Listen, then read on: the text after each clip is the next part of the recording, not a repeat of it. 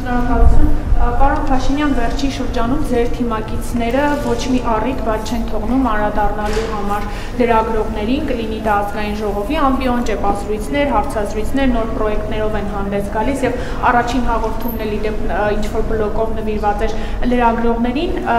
սա ձեր կողմից է տրվել հրահանգը թիրախավորելու անդրադառնալու լրագրողներին, այդ կերպ նաեւ մեսիջ ըղելով լրատվամիջոցներին, որ հաջորդ գործընթացները հենց լինելու են լրագրողների նկատմամբ եւ լրագրողներ են կալանավորվելու եւ նաեւ խնդրում եմ անդրադառնալ Հովաննավանքում տեղի ունեցած միջադեպին պատարագի ժամանակ պետական պահպանության ծառայողը դուրս հանեց քաղաքացուն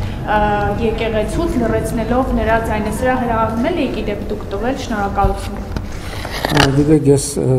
սովոր չեմ մեկնաբանել իրավիճակներ, որից տեղյակ չեմ, ինչ որ դուք ասում եք լրագրողներին թիրախավորելու մասին,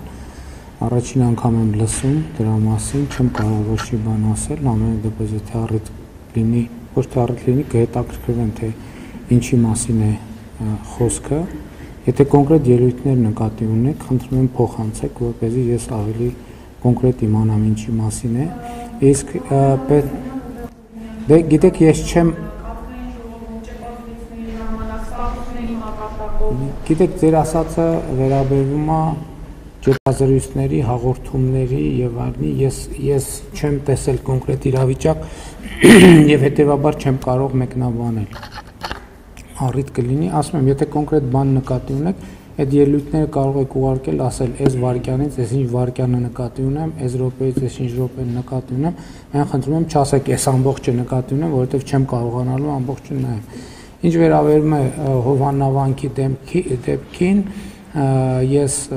պետական պահպանության ծառայությունից բացատրություններ եմ խնդրել եւ նրանք ասել են որ որոշում է կայացվել այդ թվում այդ քաղաքացու անվտանգությունը ապահովելու նկատառումով որովհետեւ նրա պահվածքը մարդկանց շրջանում որոշակի ագրեսիվություն կարող էր առաջացնել եւ դրա համար այդ որոշումը կայացվել Չմոռանաք հավանել տեսանյութը եւ բաժանորդագրվել Civic AM-ի YouTube-յան էջին